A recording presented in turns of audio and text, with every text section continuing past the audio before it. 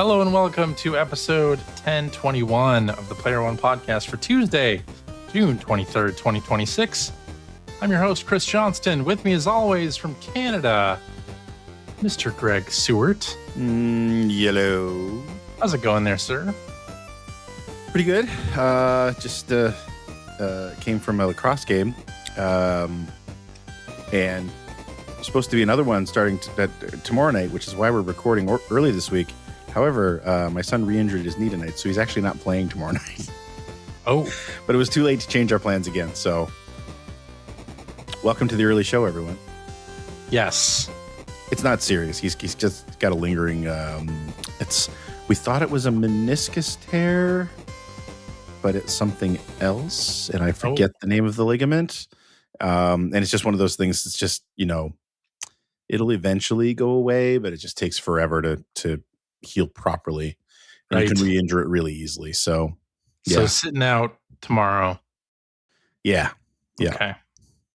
He's got a very understanding coach, which is nice. So that is good. Yeah. It's very good. Remember the times when coaches were not understanding? I have a few of those. There's plenty of those around still. Don't get me wrong. Yeah. It's funny because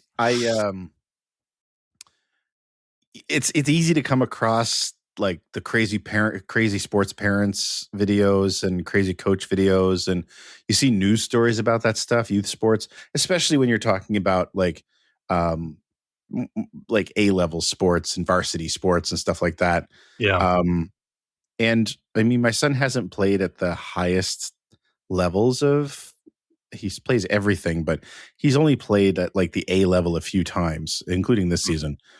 But for all the, for the years that he's been playing sports, and my daughter now as well, my youngest, and for all the different sports, we've come across a lot of parents and a lot of coaches. And I have to say, like, generally, really lucky. Like, generally, very positive experiences. Usually really good coaches, some better than others, but never any abusive coaches. That's good. Is a thing you worry about. Of course. So yeah, like overall, I think we've been pretty blessed to have good families, good parents, good coaches over the last 10 or so years. And, awesome. Also, that's all going to come to an end in the next couple of years. So that's right. As you're getting older. Unless your son goes into collegiate sports or something like that, right? Like, yeah. I mean, if that was the case, it would only be lacrosse, and there's not a lot of money for lacrosse, not in this part of the world. I mean, going Ivy League schools, yes, but otherwise you'd have to go west or south, and I don't know if that's a thing that's going to happen. Although we do get recruiters reaching out every now and then, so it's a possibility. I see. All right. Yeah. Cool. That's how I'm doing. How are you doing, CJ? I'm doing fine, limping along. Literally? Literally, yeah. Turns out that rash that I had all over my legs and feet started to spread to my arms, and then also my legs and feet started swelling up. So I was like, oh no. You're not pregnant? No. Okay. Not that I know of. So I went back to urgent care again. They were like, oh, the Hiccup Guy. Wow. At least you made an impression, I guess. I know, I guess so. And they couldn't figure out what was causing it, so they did some tests, and it turns out that my immune system just wanted to fight something, even though there wasn't anything there, probably related to the various sicknesses that I came down with all at once around Memorial Day. And so that was what it appears to be. So I got some medication for that, and it's been working out pretty well. So although today I woke up with a bunch of like knee pain, so I've been icing my knee and playing video games. So another week, another ailment. I guess so. I'm not even the big 5-0 yet here. Trust me, it doesn't get any better. Yeah. I was watching a podcast earlier this week about the Ocarina of Time remake. Oh yeah? And from Good Vibes Gaming, which is a great channel. I enjoy their content quite a bit. And they're all young. Okay. So I mean, that's not saying much now. I know Because, they have to be I'm not saying that we're old, but I'm saying that, we're old for the games industry. old for the games industry. Yeah. Exactly. Well, they have to be mid-30s or younger for sure. Okay. So babies. And they were referring to themselves as fellow olds. I was just like, oh God. Like, I'm going to say we did the same thing. I remember. We did the same thing 10 years ago, 20 years ago. We probably did. We've done, the EGM compendium that's coming out. This is not really a secret or anything anymore, but we did a roundtable, right? Yeah. With some of the editors that we worked with, there are excerpts of that in the book. And I remember telling a story about thinking that Shu was so old because he turned 30 while we were working there, right? Yeah. Yeah. And that was just ancient. It's ancient. So old. Because we were all in a lot of us are in our early to mid 20s. So, yeah. Anyway. Yep. Definitely done that. Yeah. Yeah. Good stuff. Well, let's talk about some video game news. Did anything happen this week? Oh yeah, a couple of things happened this week. Okay. I mean, Xbox is maybe going to close some studios. So we were talking last week about the Xbox reset memo. And then this week, Bloomberg announced, or they, put out a report that they've heard that Compulsion, Double Fine, and Ninja Theory specifically are facing closure. So, and a tidbit from Stephen Totillo, that in the Xbox showcase, they showed off Senua to attract investor potential buyer attention, which I think is absolutely freaking ludicrous. Although not clear on whether Ninja Theory knew that was going on at the time or not. Right. That's pretty freaking crazy. So yeah, it's upsetting. I mean, we've talked about this at length over the last couple of weeks. I feel the games industry is in a really weird spot, and Microsoft in particular. Anyway, it sucks. I hope that it sounds like all of these studios are also in the midst of trying to buy themselves back, right, from Microsoft. So I mean, hopefully that's buy themselves back. But again, that doesn't mean that there won't be layoffs anyway at those studios. Right. Once they have done that, then they have to pay for, all of those, all the upkeep. And I mean, I don't know about your experience, but I mean, you worked on the publishing side for a long time. I did, yeah. But as someone who's most of my games development experience has been at third-party developers, contractors, and stuff like that. And but the difference between between the work that I've done and say places like Double Fine and Ninja Theory and stuff like that, is that we always just did contract work. Like we would bid for the contract, and then we would get the contract, and then we would work with the publisher to make the game. Whereas somebody like a Double Fine, and I'm thinking about this mostly because this has all kind of triggered me watching Psych Odyssey. Oh, which is a multi-part documentary series about the creation of Psychonauts 2. Right. And so there's a lot of footage and a lot of time spent on how, Double Fine makes original games. That's their thing. And how they kind of launched Psychonauts 2. They did it wasn't with a Kickstarter, but it was crowdfunded. But I mean, it wasn't enough to get them to the finish line. And there's an episode where they're so relieved that Starbreeze actually comes in as a publisher at some point and injects the project with a bunch of cash. It's hard to get stuff done out there, especially for your studio that makes original games, especially if you're a studio that just kind of trying to live in that AAA space, which absolutely, or even like the AA space, I guess you would call it, although I don't even feel like that really exists at this point. But Ninja Theory and Compulsion and Ninja Theory and Compulsion and Double Fine is the examples we're talking about. They all absolutely live in that space, right? Like they don't release tiny games. They release big budget blockbuster games if they can. Yeah. And buying themselves back is great. I hope they can do it, because if it's that or dying, I would rather those places still exist. But that's going to be an uphill struggle. Like if they're successful, you're right. They're going to have to tighten the belt again. Yeah. And that sucks. Yeah. Stephen Totello's report about some of the Microsoft game studios has this graphic up at the top showing studios that have been already X'd. So that's half of Arcane. It was Arcane Austin. Right. And then Roundhouse, which I'm not familiar with what they... I don't remember them. And I'm not sure what studio this is. The Initiative. Oh, yes, The Initiative. They were working on Perfect Dark. Right. Toys for Bob are one of the companies that bought themselves back. Toys for Bob bought themselves back, thankfully.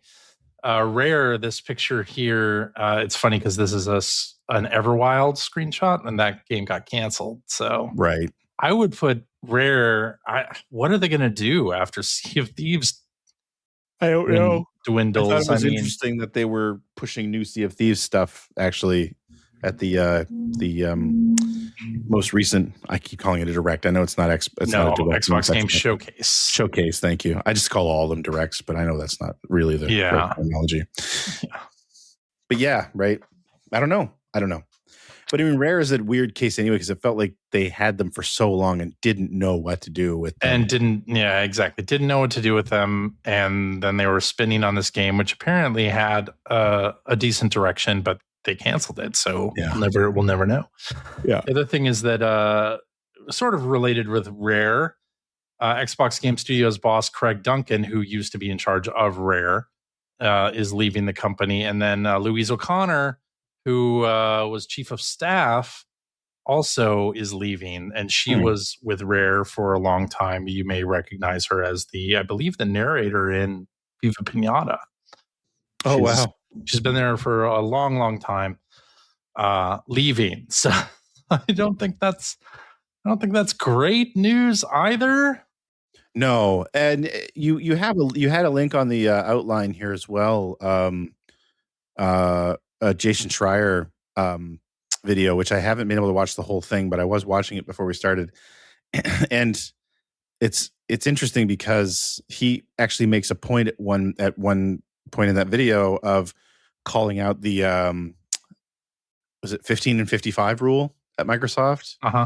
Where if you've been at the company for 15 years and you're 55 years old, you can retire, and a lot of all your stock will be and so it makes you kind of, I think what he's intimating when he says that is how maybe Asha's just trying to keep this thing limping along.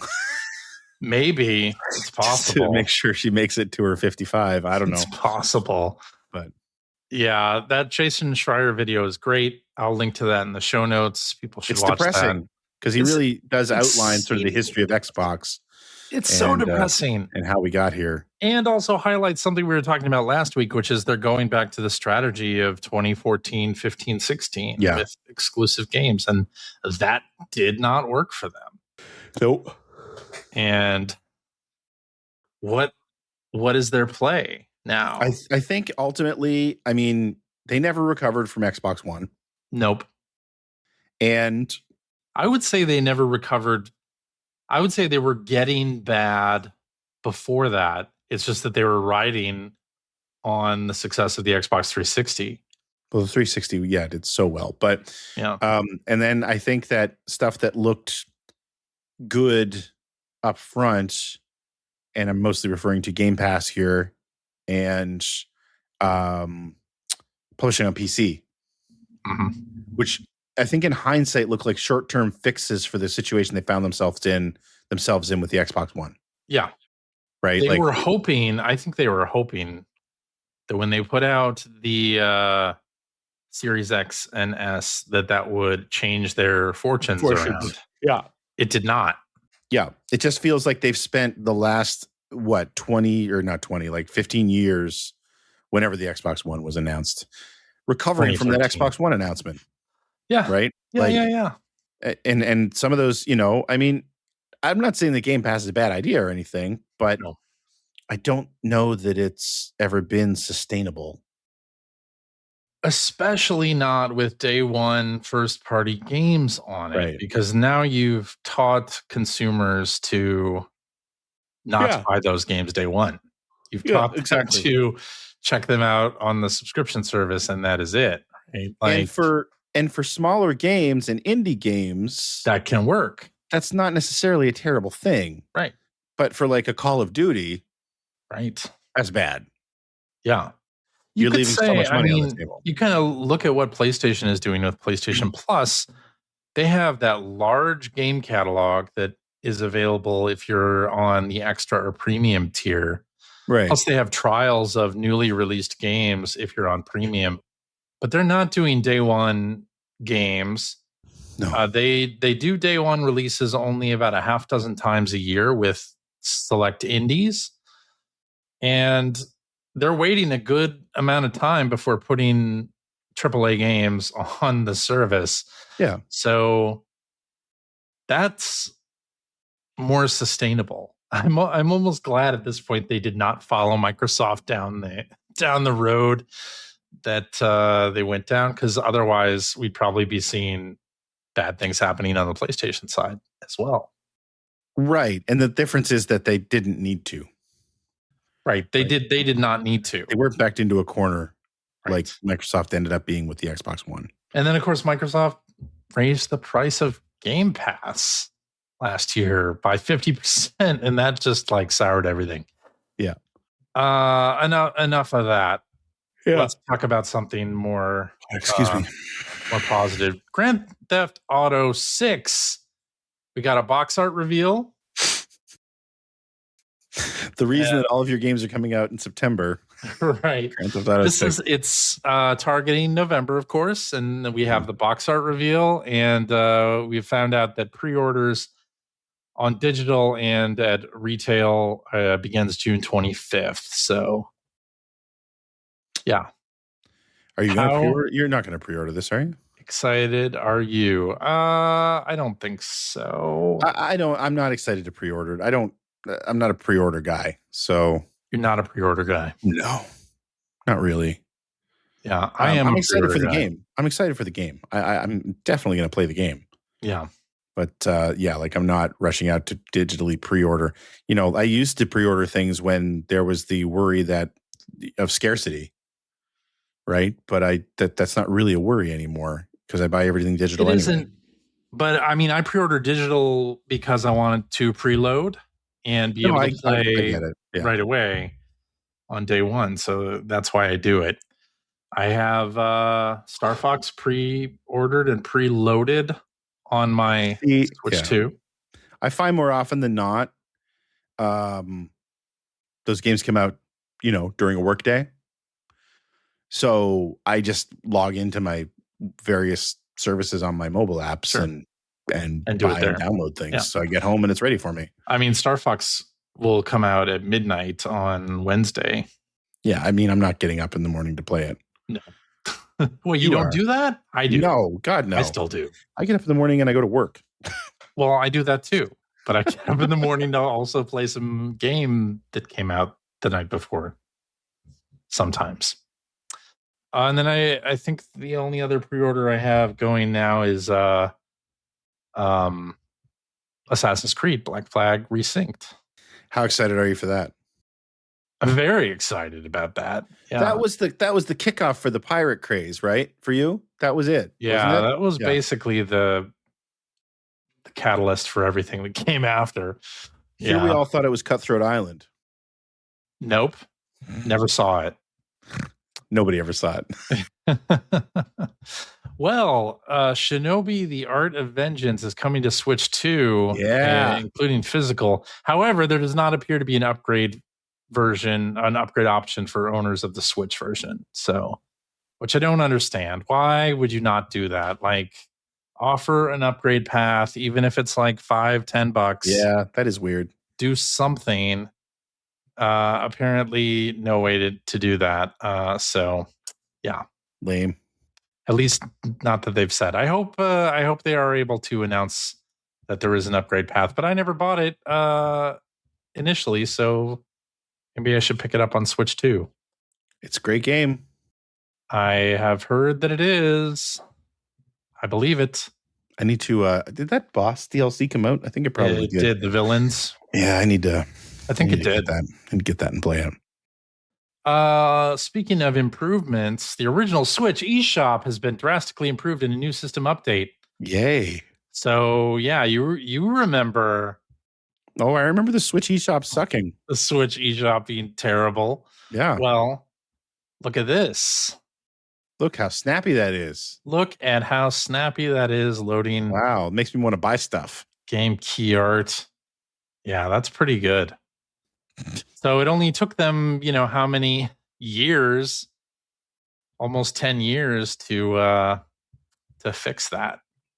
And the Switch 2 eShop is pretty good in that regard. So I don't find myself going back to the Switch 1 ever, really. So no, me neither. Why would you? You wouldn't. I still have mine. I have mine as well, but I'm no plans to even load it up. Yeah. And staying on the Switch for a second here, if you purchased Dispatch on the Switch, you know that it was censored. And now they have released an HR violations update. So why? To address some of the censorship on Switch 2 and Switch. Of course, some of the content is still not available because it isn't allowed on. Oh, and it also adds optional censorship on PlayStation 5 and PC versions. Correct. Yes. So you can. That's funny. Yeah. The cool thing is you can add more player options. So there's a mosaic option you can add if you would rather have it mosaiced, a blackout, which I think is the standard, and then chaotic, where it adds things like jorts or some kind of bun and some kind of cape. What to things. Did they ever talk about why the Switch version was censored? Yes, it's because various regions on Nintendo platforms, various regions have different requirements on what's acceptable and what's not. So instead of apparently they were out of time and money to do it, so they just censored everything to go across all Switch regions.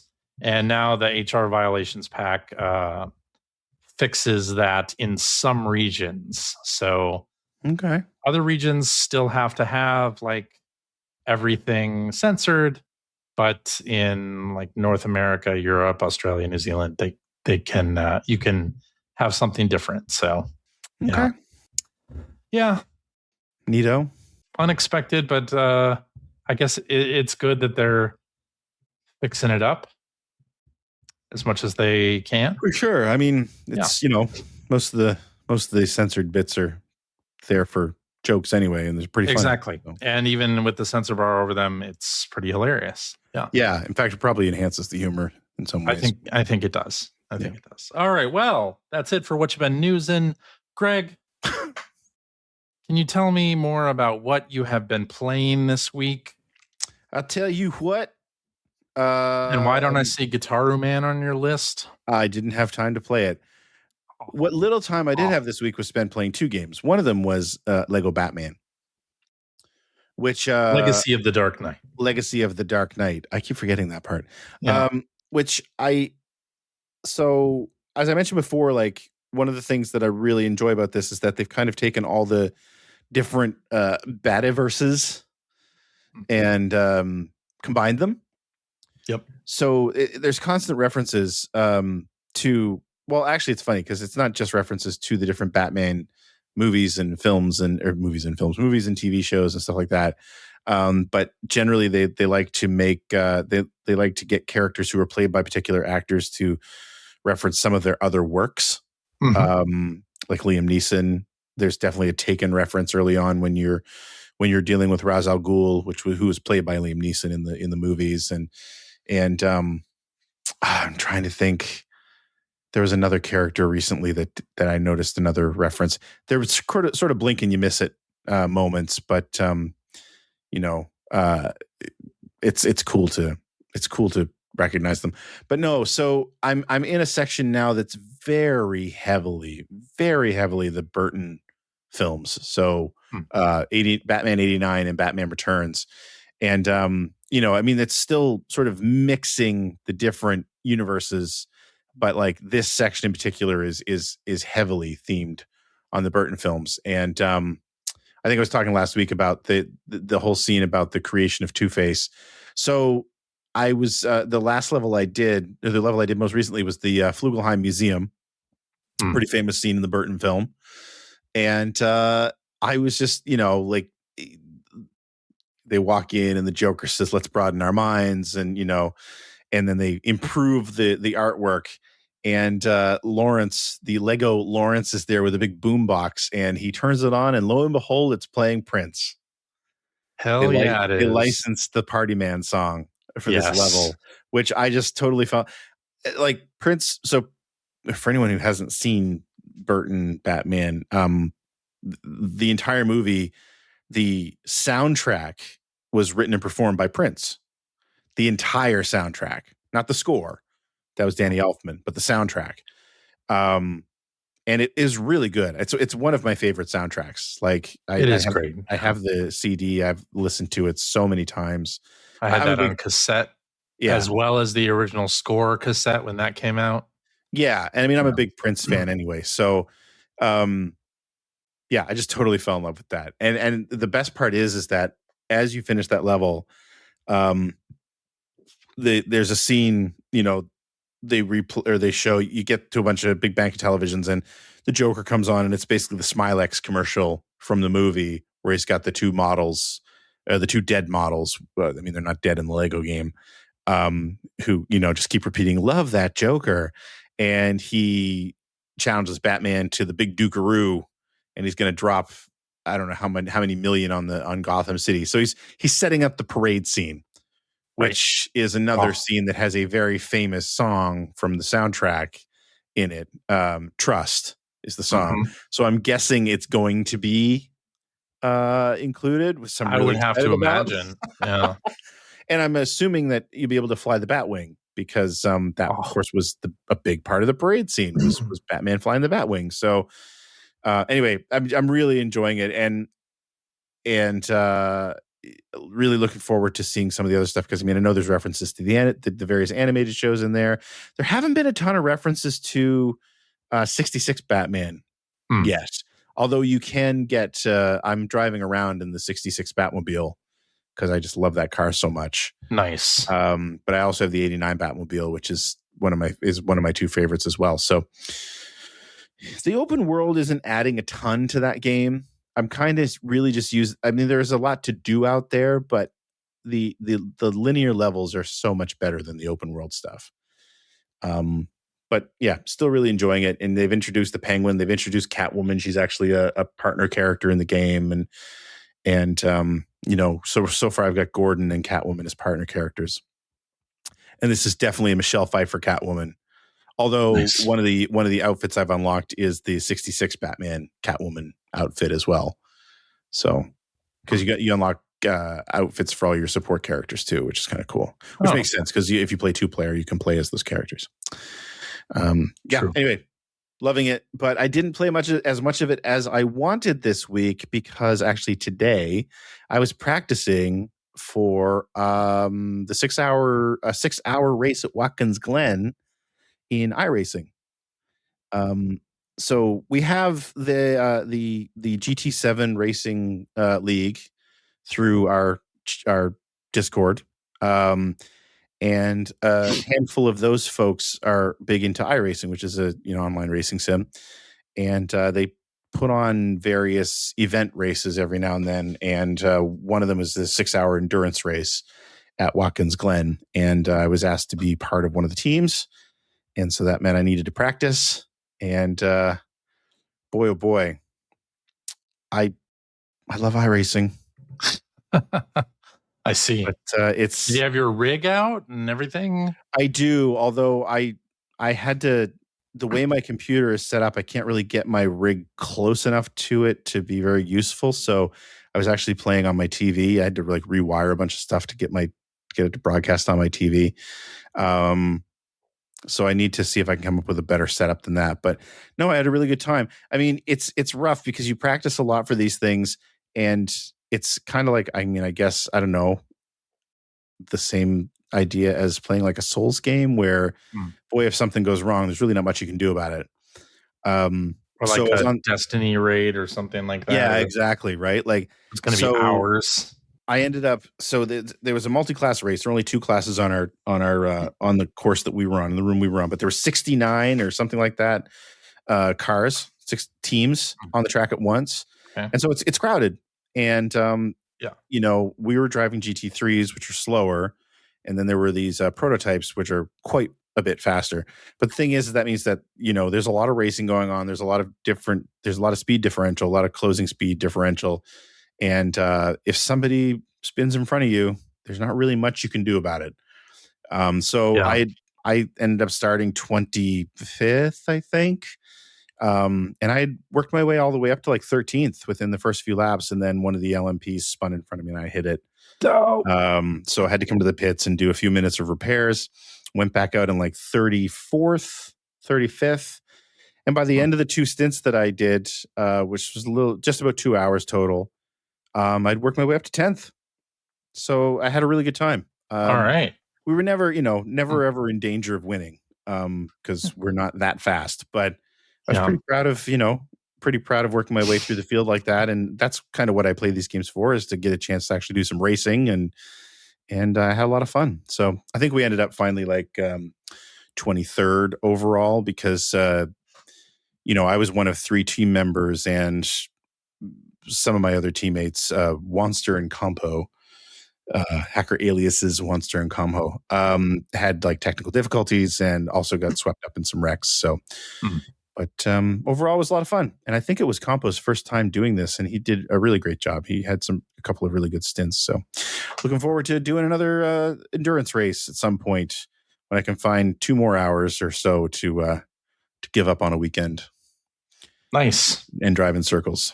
So, but sounds fun. But yeah, I need to find a better setup for that. But it was fun to get back because I haven't played iRacing in a year. The last time I played it was this race last year.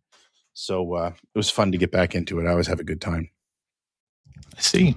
So yeah, that's what I was playing this week. Very nice.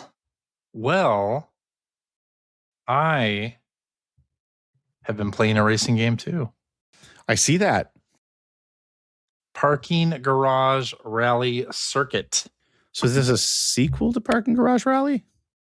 No, this is it just came out on the Switch. Oh, okay. So this is the game that's like supposed to look like a Saturn game, right? And it does. Does it not? It does look pretty close to a Saturn game. Yeah. Saturn or PS1, early PS1. I'd say either, but I think maybe Saturn. Anyway, you are racing around parking garages, and they have various locales. One of my favorites is the Seattle airport, which, I have driven in the parking garage of the Seattle airport quite a few times. Have you raced through it? Now I have.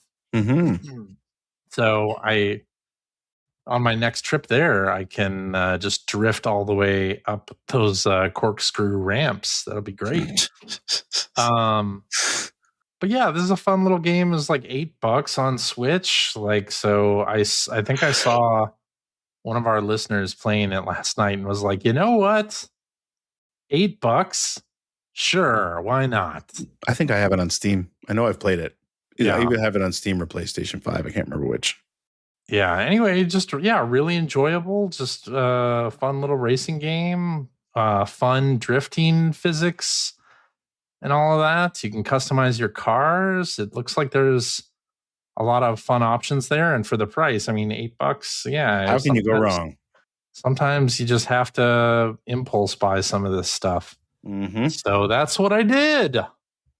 I played some Parking Garage Rally Circuit. So fantastic. Good stuff. I also finished Pragmata. Oh, really? Yeah. So I picked this back up again and finished it. They made an update to the game earlier this week where they added back the I don't know if you remember this during the demo, one of the cosmetics you could change into as Hugh was a version of the spacesuit that had Diana's scribbles all over it. I do remember that. The scribble suit. Mm-hmm. So they added that to the full game. It was not an optional. That wasn't in the full game? No, it was not in the full game. It was special for the demo. Oh, okay. So they added that to the full game. So I switched to it for the end bits, which is hilarious because Diana has drawn like a great big face and a smiley face on the helmet. So that was great. And yeah, so I finished the game. I went back and like 100%ed some of the areas that I had not already done so in. So I was like probably pretty overpowered for the final boss battle. But yeah, this game is really good all the way to the end. Like the level design is fantastic. The amount of challenge is great. Combat, I love it. All of the power-ups that you have and all the cool weapons. Like I'm really enamored with this game. It feels like a very tight experience as well. And it took me about 15 hours to finish the game. That's not bad. That's a good length. That's pretty good, right? Yeah. And I may go back in and eke out some of the content that I didn't already do. I didn't do a whole bunch of the training missions, which are like timed challenges. And I unlocked a new game plus. So that's a possibility. I could go in with all of my powers and run through it again, but not sure I will do that. But had a whole lot of fun playing this. And so now it's time to go over to 007. It is time to go over to 007. That's true. But I did not do that. Instead, okay, I went to the Final Fantasy VII Remake Intergrade demo on Switch. I was like, talk about the Star Fox demo and the Ocarina of Time discussion that we had last week, where I'm like, I'm hoping that it's more like Final Fantasy VII Remake or Resident Evil 4, like what Capcom has done with those Resident Evil games. So I went and loaded up the demo for Final Fantasy VII Remake Intergrade and played a bunch of that. Played through it on Switch and was like, you know what? I kind of want to see what's after this too. And then Intergrade is on PlayStation Plus game catalog. So I went in and loaded it up on PlayStation Plus game catalog, played a little bit further than the demo allows. So I finished chapter 2 of Remake Intergrade, and I don't know that I'll play much more of it, but I was just happy to see what all they've done with Final Fantasy VII. Remind me, is this the updated version of the first chapter of the remakes? Yeah. Okay. Well, Intergrade, it's the updated version of the original remake. Yeah. Right. Okay. Yeah. So there are like some new things, and you can choose like an easy mode, which I did, and then you can also choose a head start, which starts you at level 45 experience. Nice. Which is also great because I don't want to have too much frustration, and that was what I experienced in playing it. So yeah, nice. Yeah, I don't know that I'll go back to it, but just playing it on one of the subscription services that I am already subscribed to seemed like a good idea. Why not use it? Speaking of subscription services, so Gitaroo Man came out on PlayStation Plus game catalog as well. And so I played that. I'm going to have to download that tonight. I didn't do too terribly well on the first stage. I got through the tutorial fine. Okay. But then kind of whiffed it on the first stage, or maybe it was the second stage, actually. So what was the problem? The problem was just my fingers were not cooperating. It well, wasn't. I mean, from what you've been talking about for the lag. last couple of weeks, your whole body's falling apart. So I know it wasn't the. I don't think it was the lag. I think it was just that I wasn't in the sort of call and response kind of PS2 music game mood. So, but yeah, it is one of my favorite games, and the lag actually seemed not unbearable, so it seemed very playable. Well, that's good. Yeah.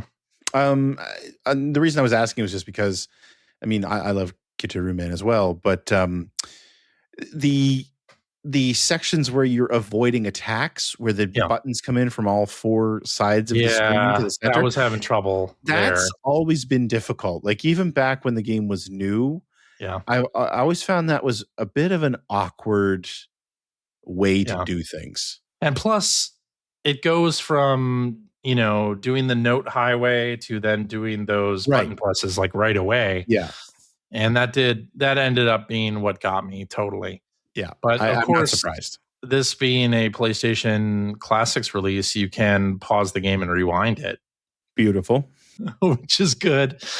And it looks great. They upscaled the graphics, so it looks really good. It is not in widescreen. It is 4:3. And it looks great.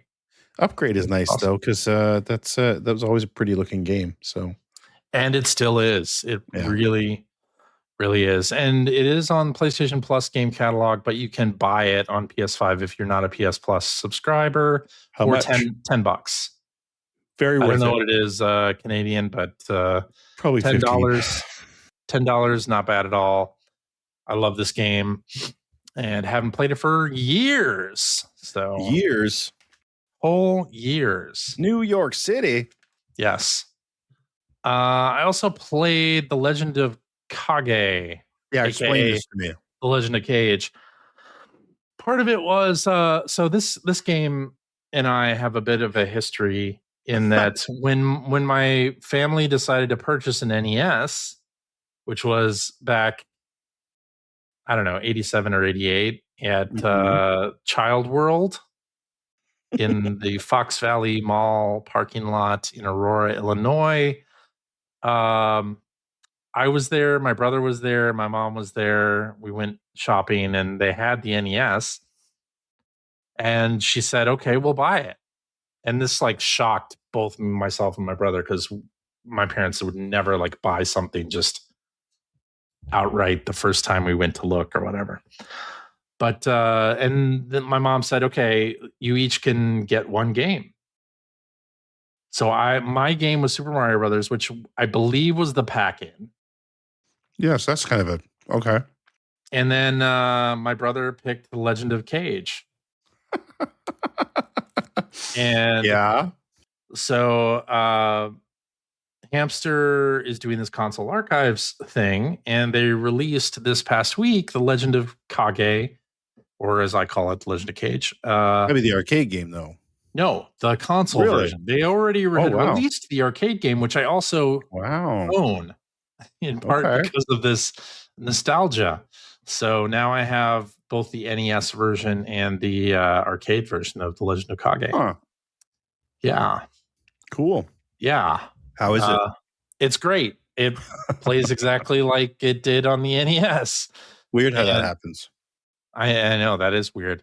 Plus, you can save your game state and load things up, and it also has the Famicom version of it, which doesn't look any different. I'm trying to think if I ever actually played it. Doesn't seem any different. Yeah, I knew about it because it's just like a high score chase game, really. Right, like The Legend of Kage was like a meme before meme was a thing. Really? Everybody I knew about that game. Really? We all call it Legend of Kage. Legend of Kage, yeah. But I didn't know anyone who played it. Oh, I played the hell out of it. back in the day. You probably had to. Yeah, we got 2 games and that was it for like 6 months. Yeah. Except for renting. Legend of Kage. Legend of Kage. Great stuff. And it's the first console archives release that I bought. And I didn't even know they were doing console archives. Now I'm intrigued. Yeah, you knew. No. You knew. I knew they're doing arcade archives and arcade archives 2. They announced this in February, and I forget what some of the first games were, but you definitely knew. We talked about it on the show. Okay, well then they just haven't. You forgot because they've been mostly releasing very obscure Japanese only market games that are untranslated. So, yeah, Cool Borders is the first. They've already got a ton of them. Cool Borders. Really cool. I don't remember them releasing Cool Borders. Yeah. Wow. Yeah. You're right. These are obscure. They're very obscure. L'Empereur. Yeah, the Napoleon War Simulator from Koei. So, wow. Yeah, Fireworks Thrower Kantaro's 53 Stations of the Tokaido. Man, actually, that game, years to get that. That game looks really interesting. Like I watched the gameplay video and I was like, this looks like an early NES sort of high score chase game. Might be interesting to play. I don't know. Wow, they did the Ancient Ship of Doom. That's crazy. They did, yeah. Yeah. I am shocked. I didn't know about this. You did know back in February. I wasn't listening then. You forgot. And speaking of not listening, I played Sea of Thieves this week as well. Yeah. They just launched season 20, which is custom seas. But that game hasn't been around for 20 years. Seasons only last like 3 months. Okay. How am I ever going to catch up? 20, yeah. I'm 20 seasons behind. You're not. I know. You're not. But custom seas is this thing. They've been talking about doing this for years where you can set up custom games and custom servers with your friends and play. And instead of releasing it as something you have to pay extra for, they've done it as just this is now free for everybody. You can create your own custom servers and game types and rules and things. And yeah, wasn't this what they showed at the showcase? Yes. Yeah. This is what they showed at the showcase. And so it's now launched. And so I hopped in with our good friend Mike and some of our friends from across the pond in the UK and had a bunch of fun, like spawning mega kegs and spawning megalodons. And you can fast sail your ship over islands and things. Like you can really like break the logic of the game in quite a lot of fun ways. So do they still have the single player mode? It does. Yeah. It has Safer Seas, which is the single player mode that you're thinking of. I need to download that and play it some. If you want to let me know. I'll play with you. I have never done the Secret of Monkey Island stuff. We've been talking about doing that since it came out. Yeah, pretty much. Yeah. But maybe I'll download that. Now you can spawn enemies at your whim. And there's like a photo mode now, which didn't used to have. You can change what size ship you're on. Really? It's taken them this long to do a photo mode? That's crazy. Yeah, there was never. I mean, it's a shared world server. Like, how are you going to pause the action? I suppose. Yeah. Right. Okay. Good point. Yeah. So it's a cool little addition. I like it, and I think you can set up like game types and things for like larger multiplayer games with multiple crews and things. So I'm excited to see where this might go with the group of people that I play Sea of Thieves with most often. So we'll see how all of that develops. Cool. Yeah. I should turn on my Xbox right now and download Sea of Thieves. If you want to. Yeah. Or I could use the app. You could do that too. I have not turned on my Xbox in quite some time. Yeah, me neither. Yeah. Probably has to do a couple firmware updates. Nah, usually does that automatically. Yeah. I think. I don't know. Well, I believe it is time to head to Blue Skies. Blue skies. Blue skies with CJ. Yep. All right, let's do this one from G Toward GTFO, who says, I'm sure you guys care greatly about soccer. Who's going to win the World Cup? Not Canada. Probably not the U.S. Although we did finally win our first ever game on the men's side. Oh, nice. And before that, I think they played the game before that. They played to a draw or they lost. I don't know. But anyways, the first time they'd ever scored a goal in World Cup competition. Oh. So, hey, bravo, Canada. There you go. Excellent. Yeah. I haven't really been following, although I go on Blue Sky and every day there's somebody that I follow is posting about the World Cup. Undoubtedly. Oh, really? Yeah, no, I haven't really been following it either. Or basically it's just a bunch of like posts like woo or like sports terminology that I don't know that I'm like, this is related to the World Cup. It's funny because I was taking my son over to his girlfriend plays softball, and he was going to one of her games today, and I was driving him over there, and we passed by a parade of people waving flags that I did not recognize. And at first I thought it might be some sort of like protest or maybe solidarity or something for something. And then my son was like, it might just be World Cup. Like maybe whatever country's flag that is just won their game or something like that. It's like, oh yeah, that makes a lot of sense. That might be exactly what it is. Most likely, yes. Yeah. I should look up and see what games were today and who won. Not right now, but just in general. Let's do this one from hacker alias Motang, who says, I recently started playing Indiana Jones and the Great Circle on the Switch 2. Have either of you enjoyed that game? Nope. I will say I tried to. I can't because it gives me motion sickness, which I expected because Machine Games, basically all of their games, lack a field of view option which is weird. Allows me to play comfortably, so I cannot play it unless I'm wearing like my seasickness band, which I don't want to do.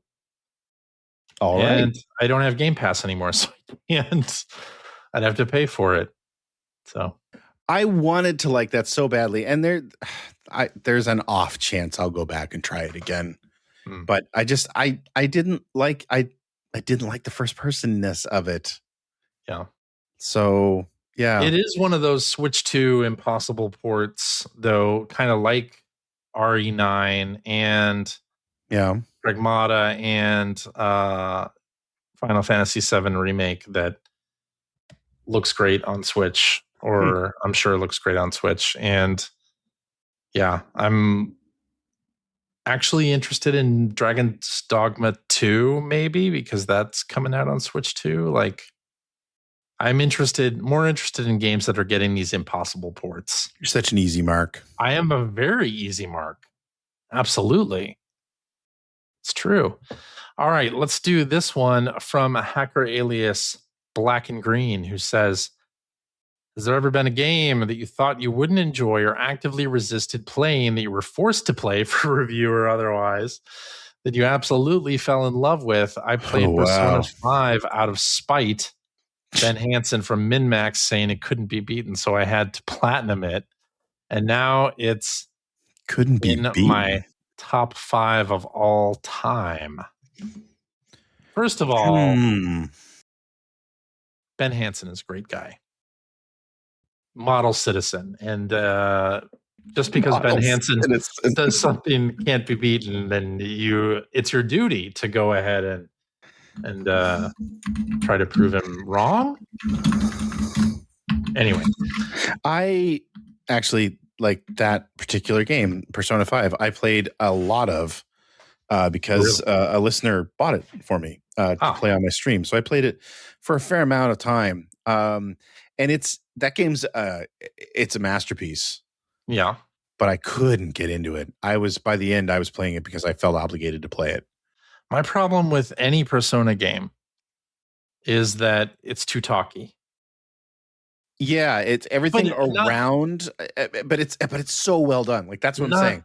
Not only that it's too talky, it's that, which, by the way, I mean the Yakuza series, which now I'm into the Yakuza games, they are also very talky. The difference is, I think, just the pacing of could be all the cinematics and like all the stretch of things that you have to deal with before you can save your game again. Right. Like, I can't I need to be able to like put the game down like right away and like come back to it later. And that's not as easy to do on some platforms other than Xbox. Xbox Quick Resume, which is something that I hope PlayStation ends up stealing. That would be a nice feature to have. Yeah. With PS6 or whatever. I'm trying to find. I actually went onto the EGM compendium here to get a list of games that I reviewed. I don't remember playing a lot of these games. Yeah. But I can't think of one off the top of my head that I didn't want to play and ended up really liking. I don't remember playing a lot of review games that I didn't want to play in general. Like I remember Rocket Robot on Wheels thinking that, oh man, Ubisoft platformer, this is going to be cookie cutter garbage. And then it was brilliant and excellent, and it's a sucker punch game, and and a great game to boot. Yeah. But I can't think of any. I don't really remember many instances of I don't want to play this game and then I love it. Right. Yeah. Happen often. I'm sure it's happened, but I can't think of anything off the top of my head. Yeah, me neither. Sorry. Yep. I think that might be it. My bad. I think that's it. That was a quick episode. That was a very quick episode. We talked about Xbox. That was it. The end. I'm still looking through this list of reviews. I reviewed a lot of games for this magazine. Not as many as you. Not even close, but still a lot. And I remember all of them. Here's my Merlin Racing review. Merlin Racing. Oh shit. I think did I review that too? No. It was just one. You had one person reviewing each of those games, and that was the one I reviewed. Gosh, the Nuon. The Nuon. Yeah. Anyway, hey, Star Fox comes out this week. I'm very excited about that. Oh my God, does it? Did you play the demo? Oh yeah, it was great. Yeah. Are you playing the we didn't talk about it this week, obviously, but one of the other games of the month is Star Fox 64. Have you been playing? I have not been playing Star Fox 64. I will play some of that this week before the new one comes out. I will. In the lead up to Star Fox coming out, I will play. We can compare them when we talk about them next week. And I can use the N64 controller on both. I think I'm going to order one of those on both NSO, and then it works in the new remake as well. So excited to try that. Exciting times, and I hope it does well because Villain Studios is pretty fantastic, and I want to see them succeed and do more games for Nintendo. So yeah. Anyway, The Adventures of Elliot came out last week. I want to play that, but there's so many other things that I have like started that I need to go back to and finish. I don't want to like start another game. So even though I started Final Fantasy VII Remake Intergrade, but I'm not going to play any more of that. So. Yeah, I got to get through Batman, but I think I can. Batman's pretty easy to pick up and put down. You know what I mean? Like, because it's not like the mechanics are that involved. Although there are a fair amount of moves you can unlock in that game. But I think adding Star Fox to it's not going to be too difficult. Yeah, Star Fox will be that'll be a very quick play. Yeah. And we got to do some multiplayer. Maybe. Sure, why not? with the game chat heads. I don't have a camera. You have a webcam. You just hook up a webcam. Fair, I do have a webcam. You're not wrong. Any webcam apparently works. Any webcam will do. Okay. Apparently. I don't know.